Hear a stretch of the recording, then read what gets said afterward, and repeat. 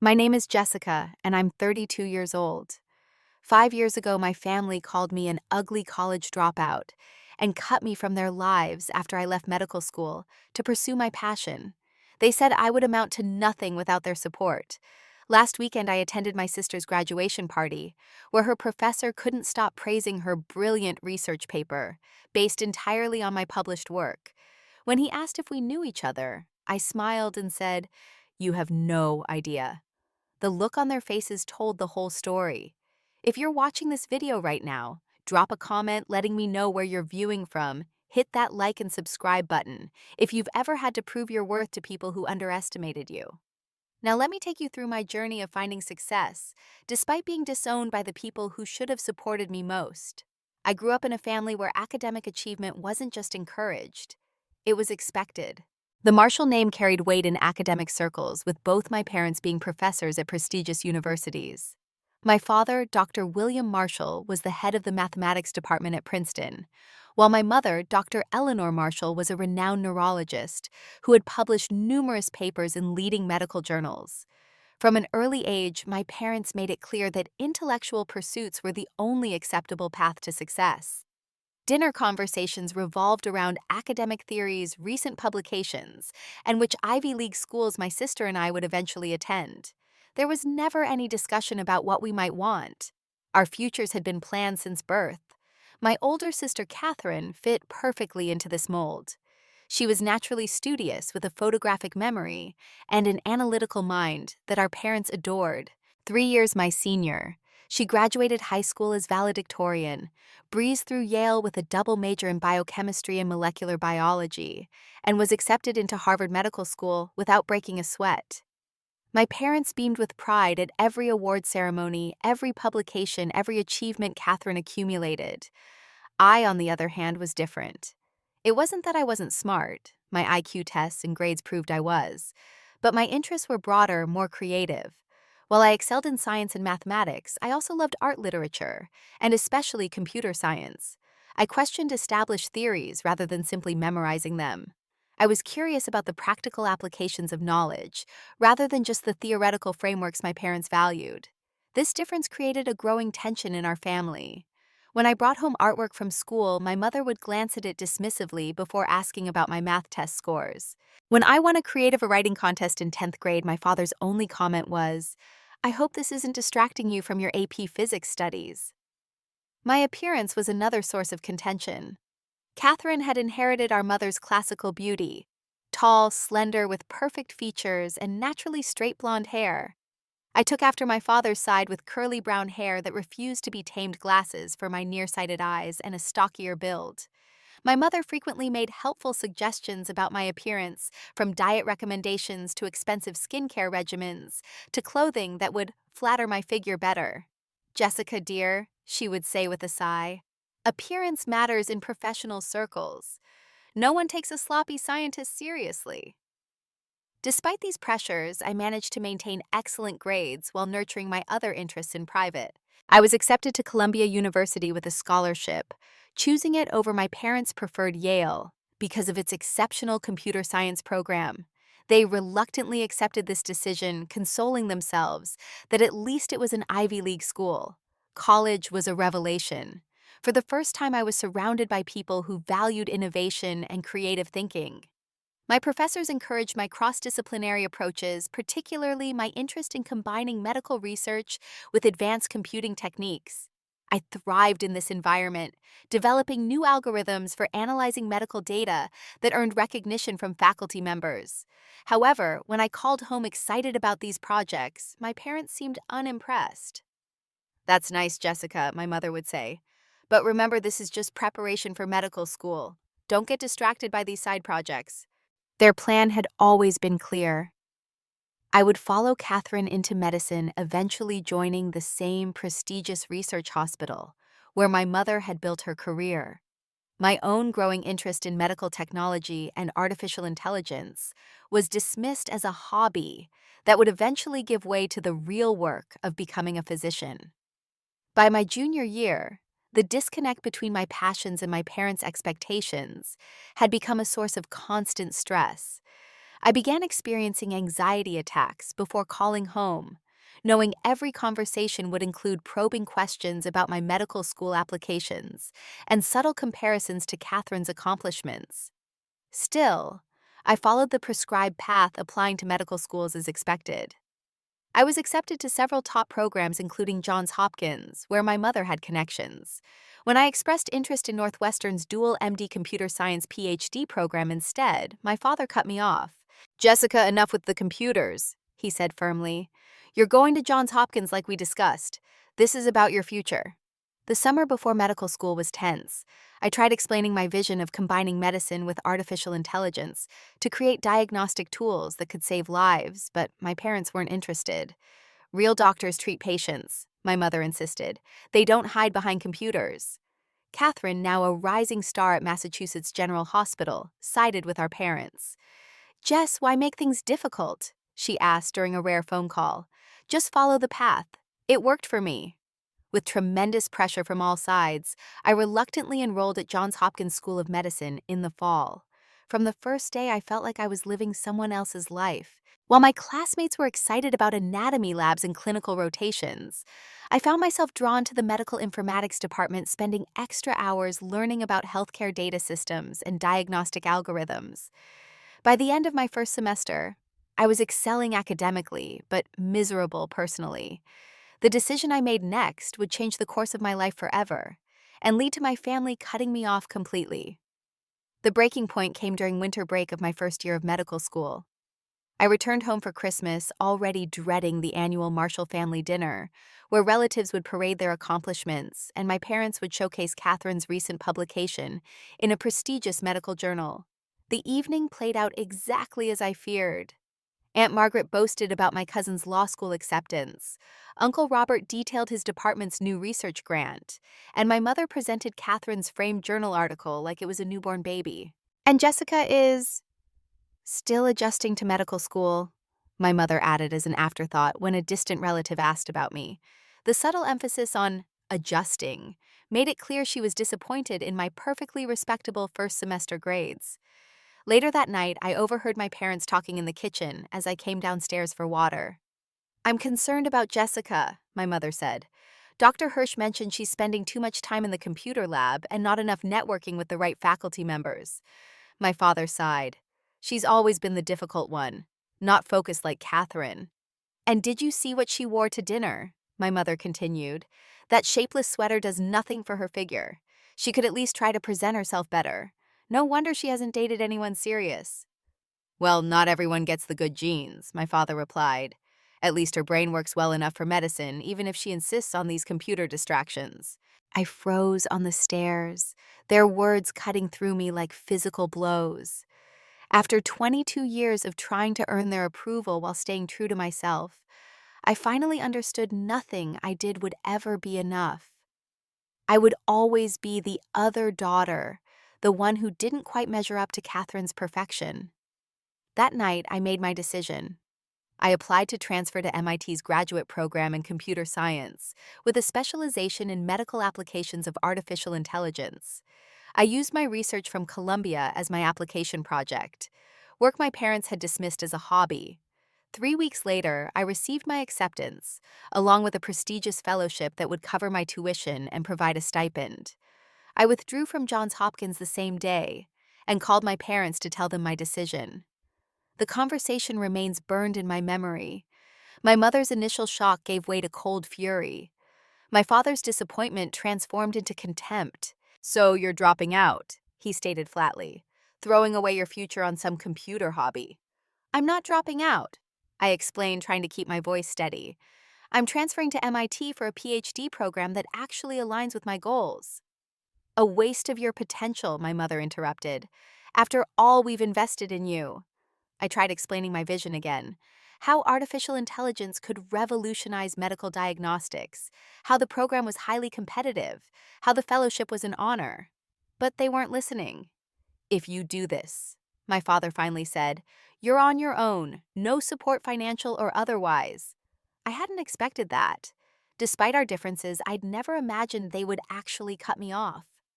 "You're disowning me for pursuing a PhD at MIT?" I asked incredulously. We're disowning you for throwing away everything we've built for you, my mother corrected. For being selfish and ungrateful. Catherine never gave us this kind of trouble. The comparison to Catherine, always the comparison, was the final straw. This is my life, I said quietly. I'm sorry you can't see the value in what I want to do. What value? My father scoffed. An ugly college dropout playing with computers. You think anyone will take you seriously looking like you do without the Marshall name behind you? Good luck with that. The ugliness of his words shocked me into silence. I'd known they were disappointed in my appearance, but hearing it stated so bluntly revealed the conditional nature of their love. Will you at least come to my graduation from Columbia before I start at MIT? I asked, my voice small. There's nothing to celebrate about settling for a bachelor's degree, my mother replied coldly. We've already told the family you're taking a leave from medical school for health reasons. Less embarrassing that way. And that was it. They were ashamed of me, my accomplishments, my scholarship, my acceptance to one of the world's leading technical institutions, all erased because they didn't fit the narrative they'd created for me. I hung up the phone and cried for hours. That evening, Catherine called, clearly briefed by our parents. You're breaking Mom's heart, she began without preamble. How could you be so selfish? When I tried explaining my reasons, she cut me off.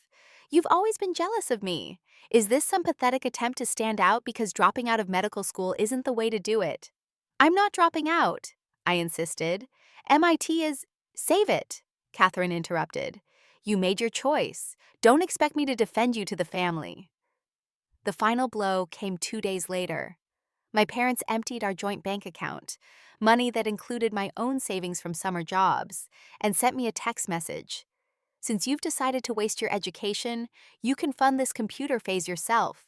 Your belongings from home have been donated to charity. Just like that, I was alone. No family, minimal savings, and a broken heart. But I also had my acceptance to MIT, my fellowship, and something my family had never given me, the freedom to be myself. Starting at MIT was both terrifying and exhilarating. I arrived in Cambridge with 2 suitcases, my laptop, and approximately $800 to my name. The fellowship covered tuition and provided a modest stipend, but Boston's high cost of living meant I needed to stretch every dollar. My first week was spent in a hostel while I frantically searched for affordable housing. Eventually, I found a tiny room in a shared apartment with 3 other graduate students, a physicist, an engineer, and a mathematician. The space was barely large enough for a twin bed and a desk, but it was what I could afford. The academic challenges were equally daunting. While I had excelled in computer science at Columbia, MIT operated at another level entirely. My classmates had been coding since childhood, had published papers as undergraduates, or had worked at major tech companies. Imposter syndrome hit hard, especially without the family support I'd always taken for granted.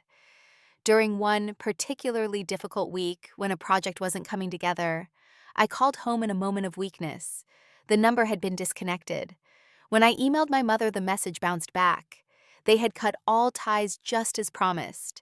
That night I cried until I had no tears left. Then I got up, washed my face, and returned to my project. If I was truly on my own, I would have to find strength I didn't know I had. Professor Ada Chen became my unexpected lifeline.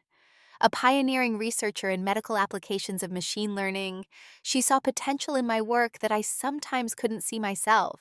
When I explained my background during office hours, sharing my vision for AI diagnostic tools, her eyes lit up.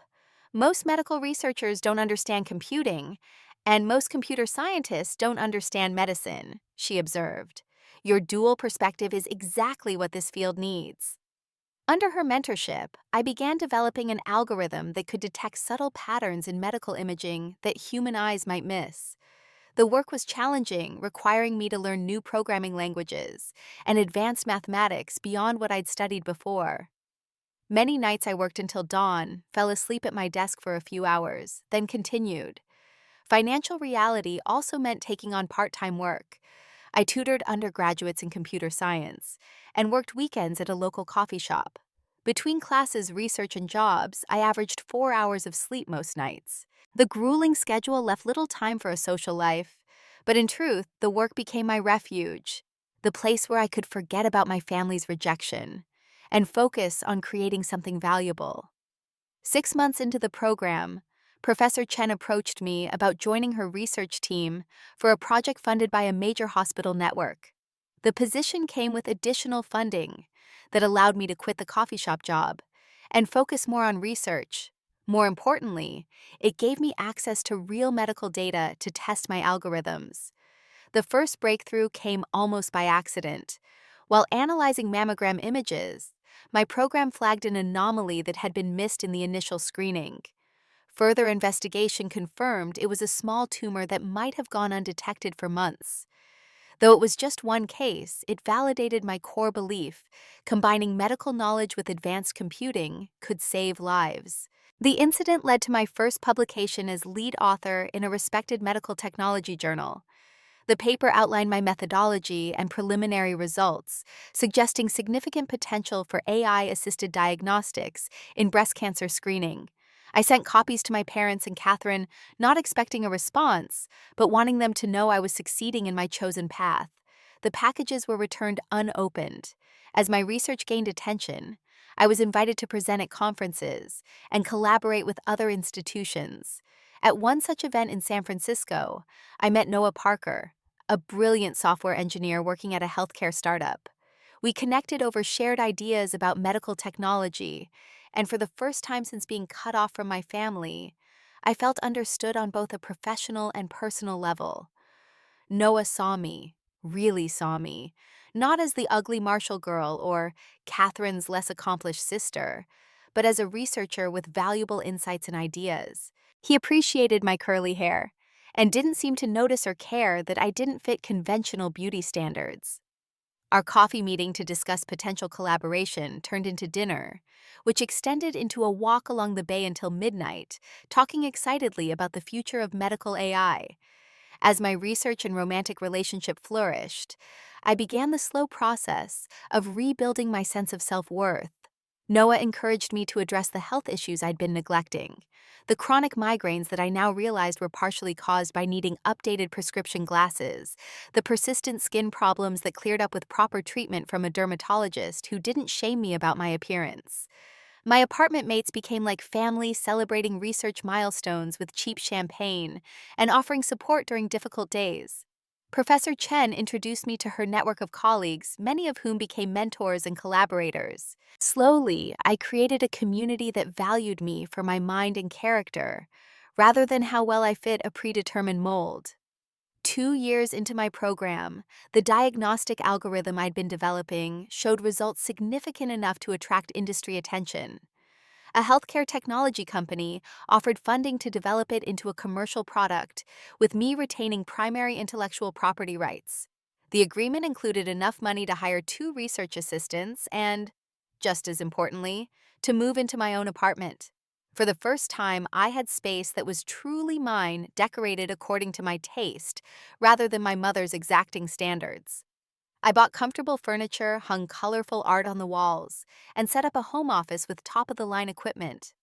I adopted a cat from a local shelter, something my mother's allergies had prevented growing up, and named her Ada after my mentor. As I approached my final year at MIT, my algorithm had been tested in 5 major hospitals, with impressive results: a 23% increase in early detection rates for certain cancers, and a significant reduction in false positives.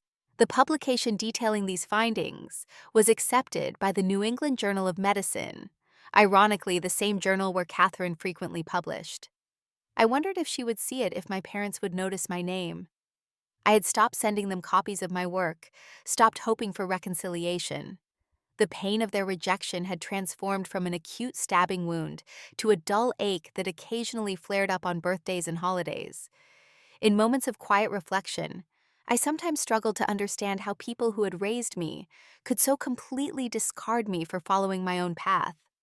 But those moments became less frequent as my confidence in my choices grew. The work I was doing was saving lives, not hypothetically or eventually, but now in real hospitals with real patients. By the time I completed my PhD, I had 6 major publications, 2 patents pending, and job offers from leading research institutions and tech companies around the world. I ultimately decided to partner with Noah and two other colleagues to found our own company, Mediscan AI, focusing on developing accessible diagnostic tools for healthcare providers worldwide.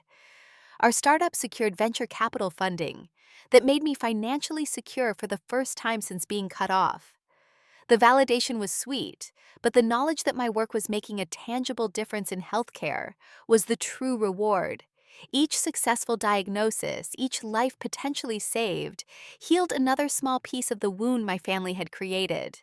And then 4 years after being disowned, I received an unexpected email that would bring my past and present into direct collision. The email came from a Dr. Howard Brennan, a professor of medical research at Harvard. The name was vaguely familiar. I recalled Catherine mentioning him as a colleague she admired.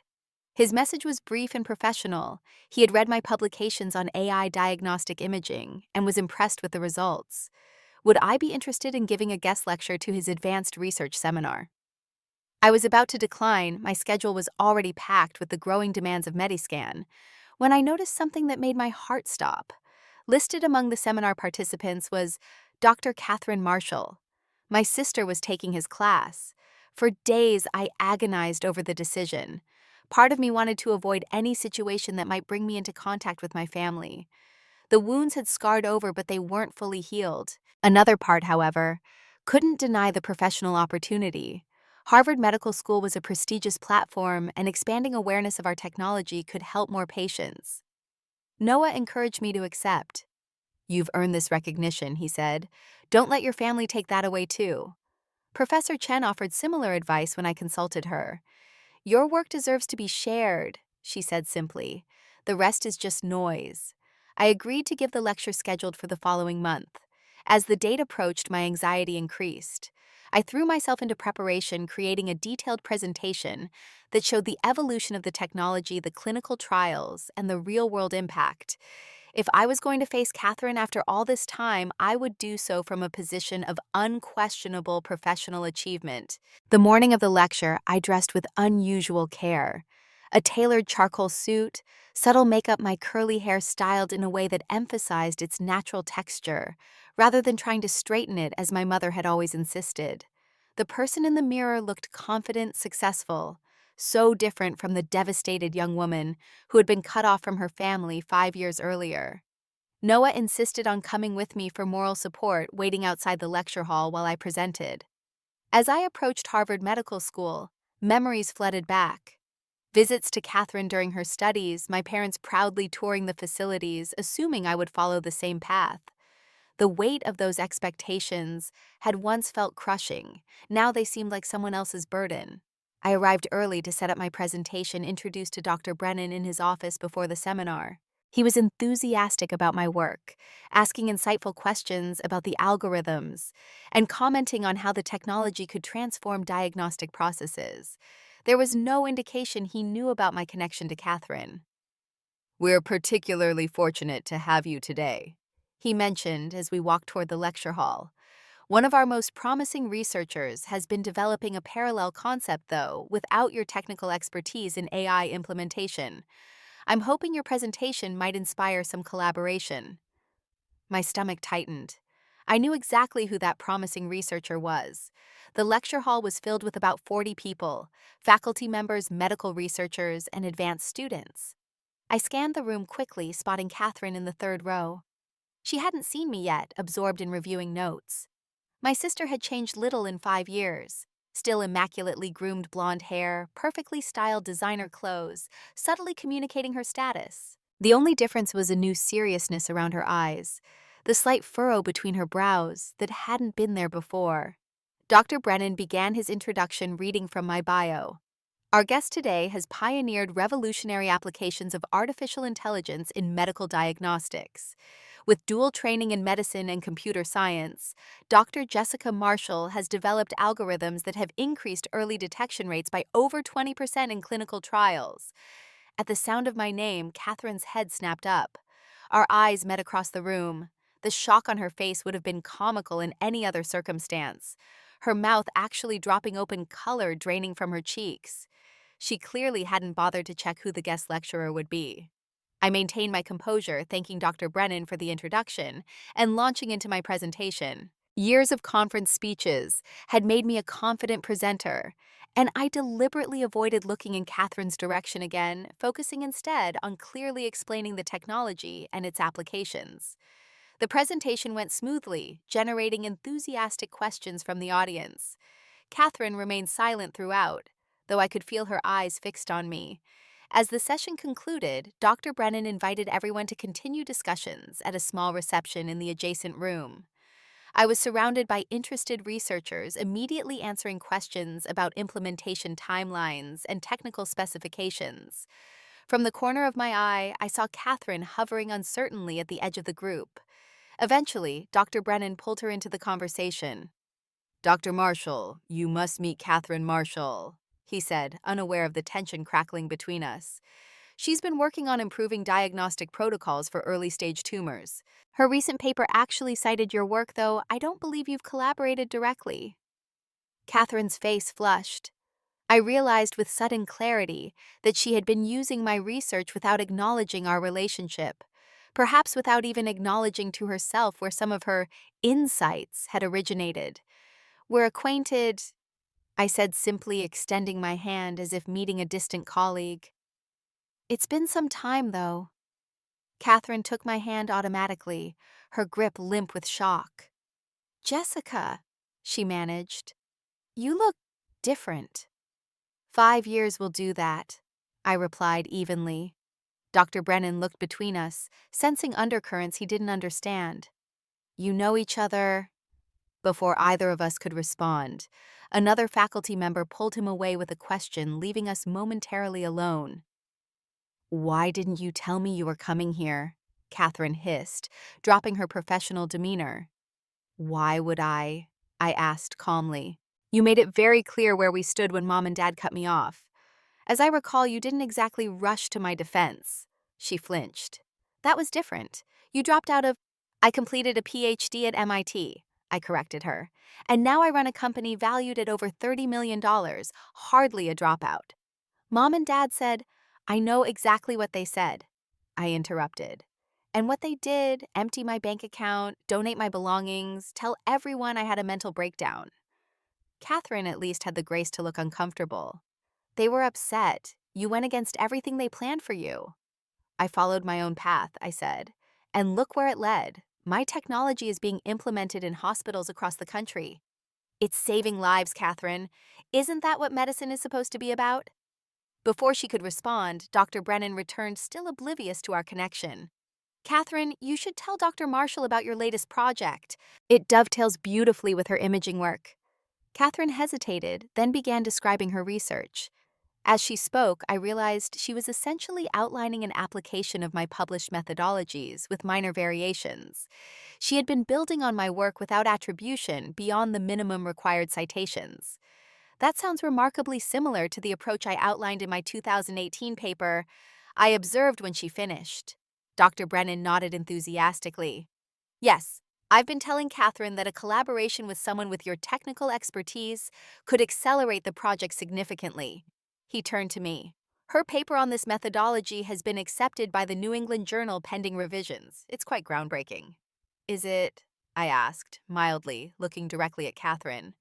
Her eyes dropped. The conversation was interrupted by Noah's arrival. He had waited for the lecture to finish before joining the reception, and now approached with a confident smile. "Sorry I'm late. Traffic was a nightmare." He extended his hand to Dr. Brennan. "Noah Parker, CTO of Metascan, Jessica's partner." "In business and life," I added, taking Noah's hand and feeling strength in his supportive presence. Dr. Brennan beamed. "Wonderful to meet you, Catherine. Here is our rising star in diagnostic research. I was just saying how beneficial a collaboration might be." Noah, fully briefed on my family situation, raised an eyebrow almost imperceptibly. "Dr. Catherine Marshall, any relation?" The direct question hung in the air. Catherine looked trapped, glancing between Dr. Brennan and me. "Actually," I said, deciding to end the charade, "Catherine is my sister." Dr. Brennan's eyes widened in surprise. "Your sister? Why didn't you say so? That's remarkable. Two brilliant researchers in the same family." "You know how it is?" I replied with a small smile. Professional boundaries and all that. Catherine looked like she wanted the floor to swallow her whole. Well, this is even better, Dr. Brennan exclaimed. A sibling research team. The publicity alone would be fantastic for the department. Catherine, why didn't you mention your sister was the Jessica Marshall revolutionizing medical AI? We haven't been in touch recently, Catherine admitted. Family dynamics can be complicated, Noah interjected smoothly. But perhaps this is an opportunity to reconnect, professionally, at least. Dr. Brennan, still excited by the prospect of a high-profile collaboration, suggested we all have dinner to discuss possibilities. Catherine tried to decline, citing a previous engagement, but was overridden by his enthusiasm. That evening found the four of us at an upscale restaurant near Harvard Square: Dr. Brennan, Catherine, Noah, and myself. The conversation initially focused on research possibilities, with Dr. Brennan dominating the discussion. As the meal progressed, however, he began asking more personal questions. So, did you both know you wanted to go into medicine from a young age? Was there competition between you? Catherine stared at her plate. I took a sip of wine before answering. Our parents are both in medicine, I explained. It was always assumed we would follow that path. Catherine did so directly. I took a more interdisciplinary approach, combining medicine with computer science. Fascinating, Dr. Brennan commented. Different paths, but complementary expertise. And now you're both at the forefront of your fields. Jessica always was brilliant, Catherine said suddenly, her voice tight. Even when we were kids, she could have done anything. Including medicine, I added. I simply chose not to. Dr. Brennan, finally sensing the tension, looked between us. I'm getting the impression there's a story here I'm not privy to. Noah squeezed my hand under the table, silently communicating his support, whatever I decided to share. Our family had very specific expectations, I said carefully. When I chose MIT over continuing medical school, my parents weren't supportive. We haven't been in contact for 5 years. Dr. Brennan's expression shifted from confusion to shock. They cut ties because you went to MIT, one of the world's leading institutions, Catherine interjected quickly. It was more complicated than that. Was it? I challenged her. They called me an ugly dropout, emptied my bank account, and donated my possessions. Seems pretty straightforward to me. A heavy silence fell over the table. Dr. Brennan looked genuinely disturbed. I had no idea, he said finally. Catherine has spoken of your parents quite frequently. They attend departmental functions. They never mentioned another daughter. I'm sure they didn't, I replied. Yeah. It's easier to erase me than explain why they disowned a daughter for pursuing a PhD at MIT instead of an MD at Johns Hopkins. The remainder of the dinner was uncomfortable, with conversation limited to safe topics. As we prepared to leave, Dr. Brennan pulled me aside. For what it's worth, he said quietly, your work is extraordinary. Whatever path brought you here was the right one. His simple validation from someone firmly within the medical establishment my parents revered meant more than he could know. Outside the restaurant, Catherine asked if we could speak privately. Noah gave me a questioning look. It's fine, I assured him. I'll meet you at the hotel. Once we were alone, Catherine's carefully maintained composure crumbled. Why did you come back? She demanded. Was it to humiliate me?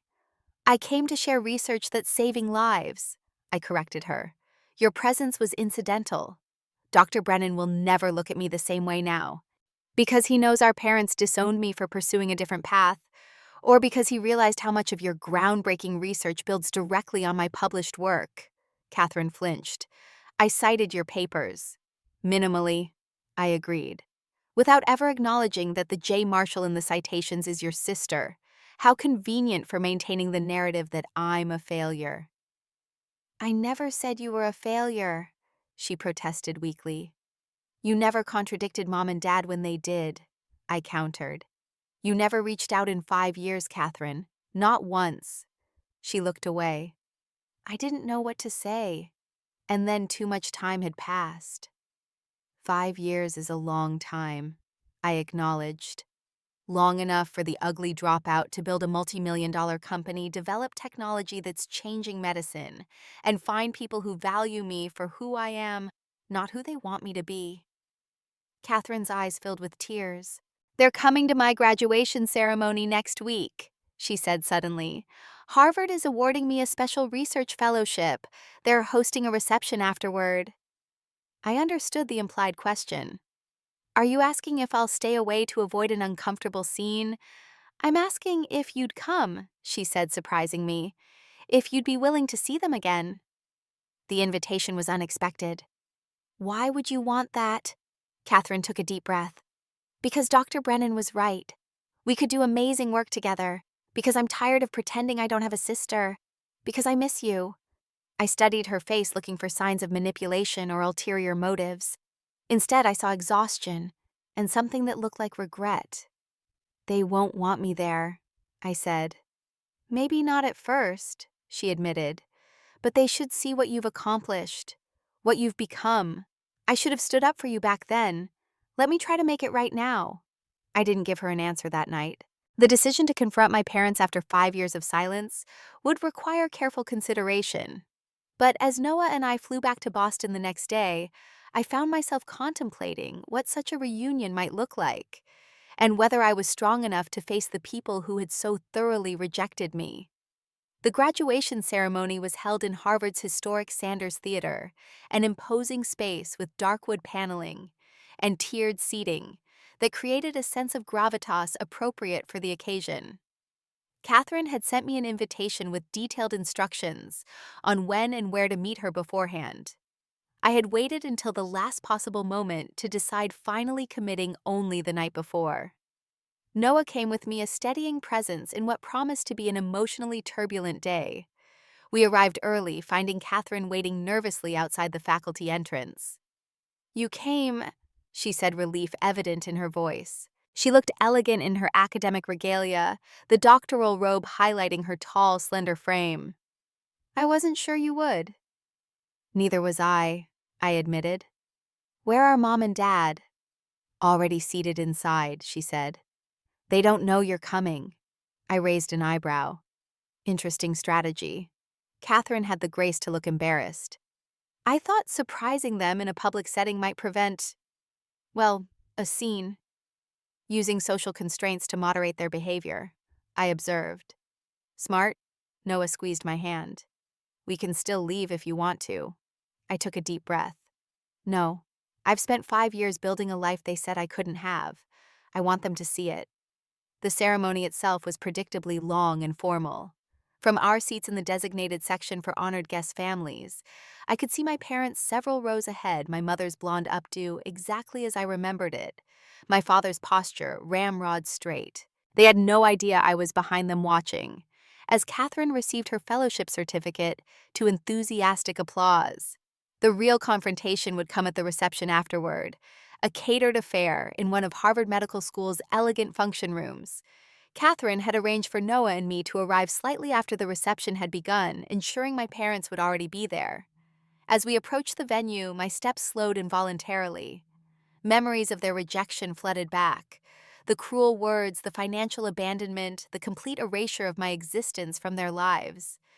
"We can still leave," Noah reminded me gently. I squared my shoulders. "No, I'm not that scared girl anymore."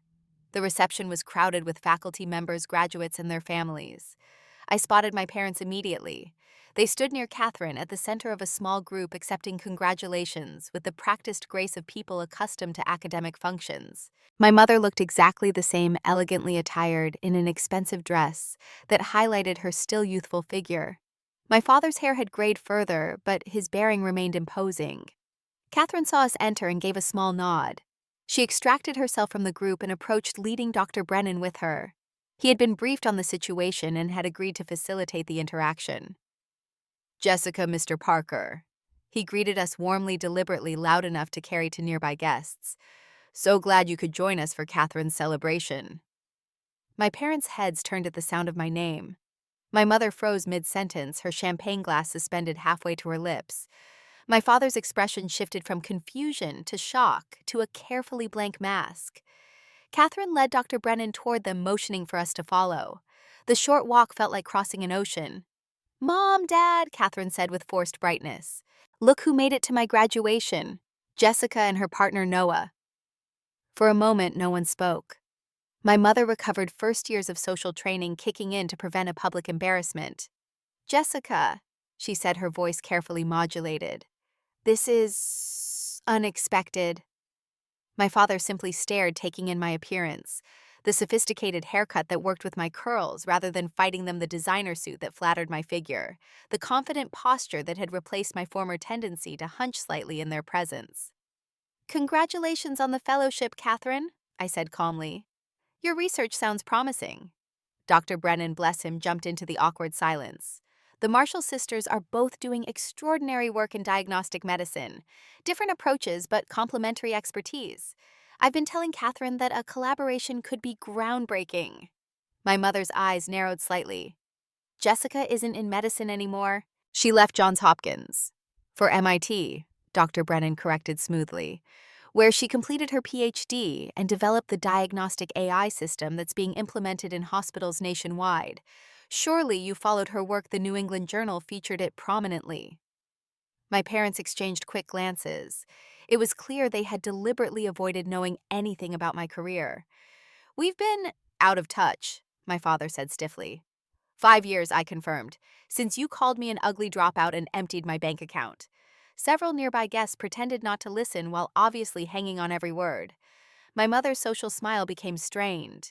Perhaps this isn't the appropriate venue for family discussions, she suggested, her tone warning rather than conciliatory. Noah stepped forward. Dr. and Mrs. Marshall, I'm Noah Parker, Jessica's partner and the CTO of our company Mediscan AI. Our diagnostic technology has increased early cancer detection rates by 23% in clinical trials. The system Jessica developed is saving lives every day. My father's expression flickered, the scientist in him registering the significance of those numbers despite his personal feelings. You started a company, he asked, the first direct question he'd addressed to me. Founded and serving as CEO, I confirmed. We closed our Series B funding round last month at a $35 million valuation. My mother's eyes widened slightly. Financial success was a language she understood.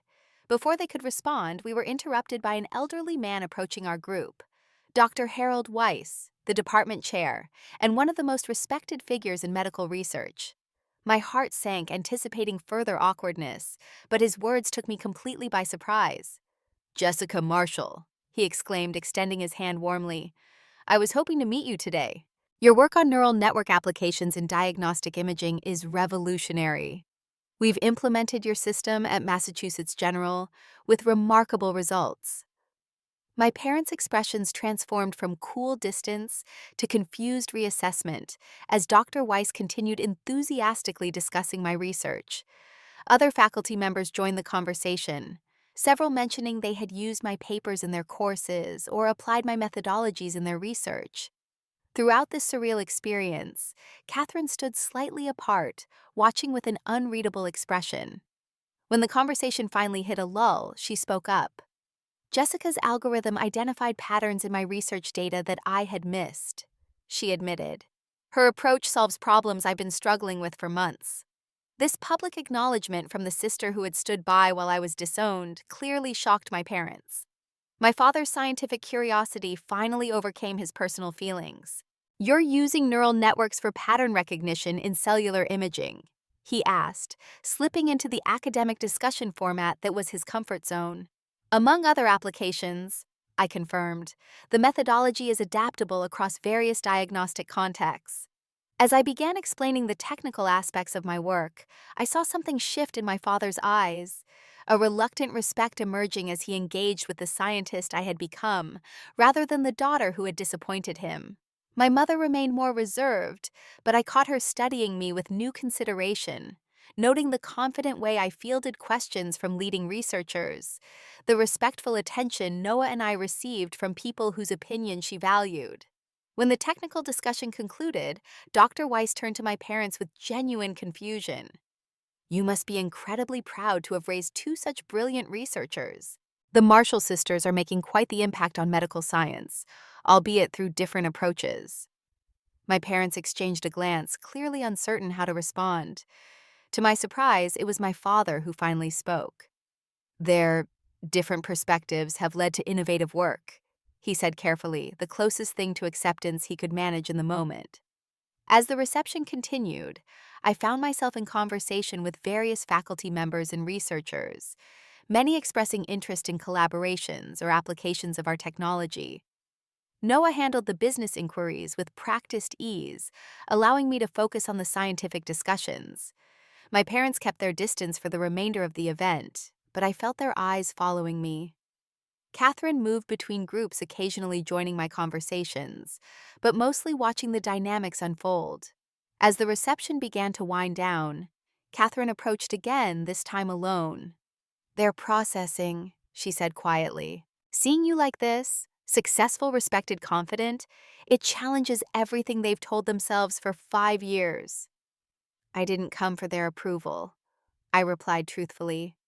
"I came because you asked me to, and because I'm no longer afraid to face them." She nodded slowly. "Would you be willing to meet them privately? Not today, but soon. There's a lot that needs to be said." I considered the request carefully. "I can't promise reconciliation," I said finally. "Too much damage has been done, but I'm open to a conversation on neutral ground with Noah present." "That's fair," she agreed. "And Jessica, thank you for coming. It means more than you know." As Noah and I prepared to leave, Dr. Brennan approached with one final observation. "You know," he said thoughtfully, "I've known your parents professionally for years. Today is the first time I've ever seen them genuinely surprised. Whatever happens next, you've shattered their narrative about you. And that's no small achievement." He was right. I had returned not as the failure they had predicted, but as a success on my own terms. Whatever came next, whether tentative reconciliation or continued estrangement, I had reclaimed my story from their control. Noah and I left the reception hand in hand, stepping into the warm spring evening with a sense of closure I hadn't expected to find. The journey wasn't over, but a significant chapter had ended, not with the dramatic confrontation I might once have imagined, but with the quiet power of living well despite those who said I couldn't. The private meeting with my parents took place 3 weeks after Catherine's graduation. We agreed to meet at a restaurant halfway between Boston and Cambridge, neutral territory that belonged to neither their world nor mine. Noah came with me, his steady presence a reminder of the life I had built without them. Catherine arrived first, securing a quiet table in the corner that offered some privacy. My parents entered exactly on time, as punctual as ever. The initial greetings were stiff formal, handshakes rather than hugs, careful distance maintained on both sides. For the first few minutes, we engaged in the kind of superficial conversation strangers might have, comments about the unseasonably warm weather, the restaurant's reputation, trivial observations that filled the silence, while we all adjusted to being in the same space after 5 years apart. Finally, my father cleared his throat. "I suppose we should address the situation directly." "Which situation would that be?" I asked calmly. "The one where you disowned me for pursuing a PhD at MIT, or the one where you called me ugly, emptied my bank account, and donated my possessions?" My mother flinched slightly. "We were upset. You had thrown away everything we'd worked for." "I hadn't thrown away anything," I corrected her. "I had chosen a different path, one that has proven quite successful by any objective measure." "We've seen that," my father acknowledged reluctantly. "Your work is impressive." Coming from him, this qualified as high praise. I accepted it with a nod, but didn't allow it to distract me from the central issue. "I didn't come here for professional validation," I said clearly. "I came because Catherine asked me to, and because after 5 years, I'm curious to hear if you have anything meaningful to say about how you treated me." My parents exchanged glances. Neither seemed prepared for this direct approach. "Perhaps we all made mistakes," my mother suggested delicately. Noah, who had remained silent until now, raised an eyebrow. "Mistakes? Like what exactly?" "Jessica pursuing a doctorate at one of the world's leading institutions, developing technology that's saving lives, building a successful company." My father frowned. "Young man, this is a family matter." "Noah is my family," I said firmly. "The family I chose after my biological one abandoned me." Catherine, who had been watching this exchange with evident discomfort, finally spoke up. "Mom, Dad, Jessica deserves an actual apology. What you did was wrong. I was wrong too for not standing up for her. This unexpected support from my sister shifted something in the conversation. My parents looked genuinely taken aback. "We were trying to guide you toward the best path," my father insisted, addressing me directly. "Medicine has been our family's tradition for generations, and I am using medical knowledge," I pointed out. "Just not in the specific way you prescribed. My work is helping doctors make better diagnoses, saving lives that might otherwise be lost." "The results are certainly impressive," my father admitted. "The methodology you outlined in your New England Journal paper shows remarkable innovation." I recognized this for what it was, his attempt at reconciliation through scientific acknowledgement rather than personal apology.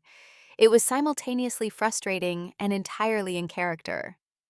"I appreciate your professional assessment," I said carefully, "but this conversation isn't about my career success.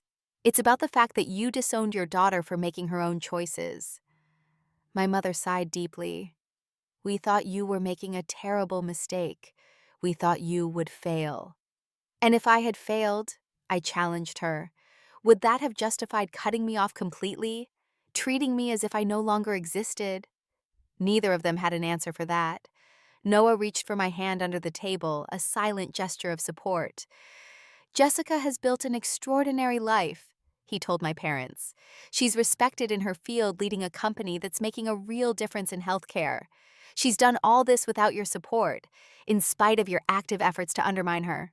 Before you consider whether you want to be part of her life going forward, you might want to reflect on whether you've earned that privilege." My father looked startled at being addressed so directly by someone he clearly viewed as an outsider. My mother's expression was more calculating, assessing Noah as she might evaluate a potential research associate. "We've made mistakes," my father finally conceded. "Our approach was, perhaps, too rigid." It wasn't a full apology, but from a man who had never admitted error in my entire childhood, it represented significant movement. "We've missed you," my mother added, surprising me with what seemed like genuine emotion. "When we saw you at Catherine's reception, so accomplished, so confident, I realized how much we've lost." "You chose to lose it," I reminded her. "That was your decision, not mine." Catherine intervened again.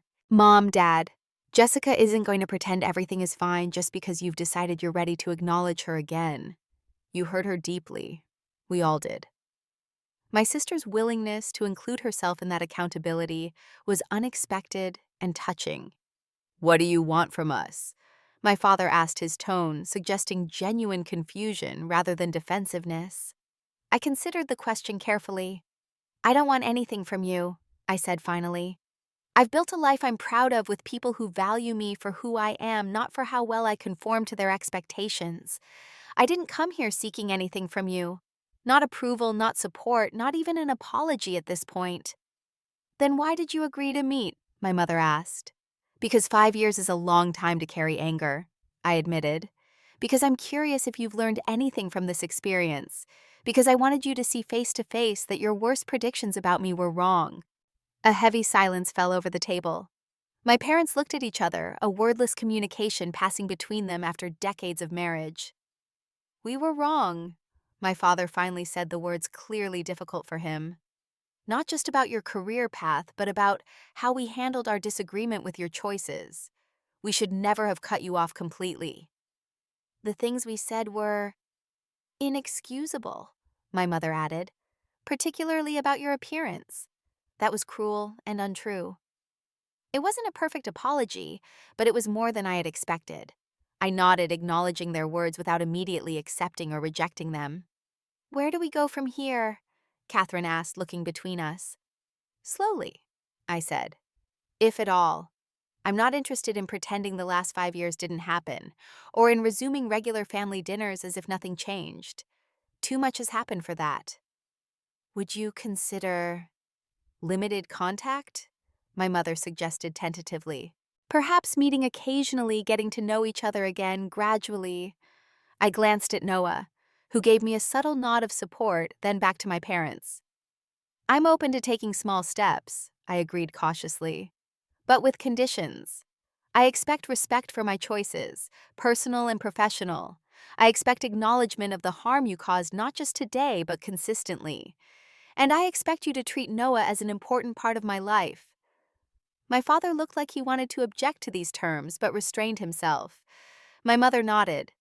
That seems reasonable, she said. We have a lot to learn about the person you've become. Yes, I agreed. You do. The remainder of the dinner proceeded with cautious conversation. Updates on extended family members I hadn't heard about in years, neutral topics that allowed us to interact without immediately returning to painful subjects. Noah shared stories about our company's growth, carefully highlighting my leadership role in ways that made my parents reassess their assumptions about me. As we prepared to leave, Catherine pulled me aside for a private word. Thank you, she said simply, for giving them a chance they probably don't deserve, and for giving me one too. We have our own relationship to rebuild, I reminded her, independent of them. She nodded. I'd like that. And Jessica, I'm proud of you. I should have said that years ago. The reconciliation process with my family has been neither simple nor linear. There have been setbacks, moments when old patterns emerged, when my parents slipped into their habitual criticisms or attempts to control. There have also been surprising moments of genuine connection, particularly as they began to understand and value the work I was doing. 6 months after our initial reunion, my parents attended a demonstration of our diagnostic technology at Massachusetts General Hospital. Watching my father's face as he observed the system identifying early-stage tumors that had been missed in conventional screening was a turning point. His scientific appreciation, overcoming his personal reservations about my path.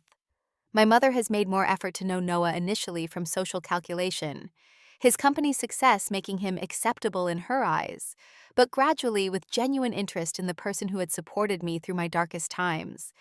She still occasionally makes thoughtless comments about appearance or social expectations, but has learned to apologize when called out. Catherine and I have developed a new relationship as adult sisters and scientific colleagues. She has acknowledged how she benefited from being the favored child, while recognizing the damage it caused both to me and to herself.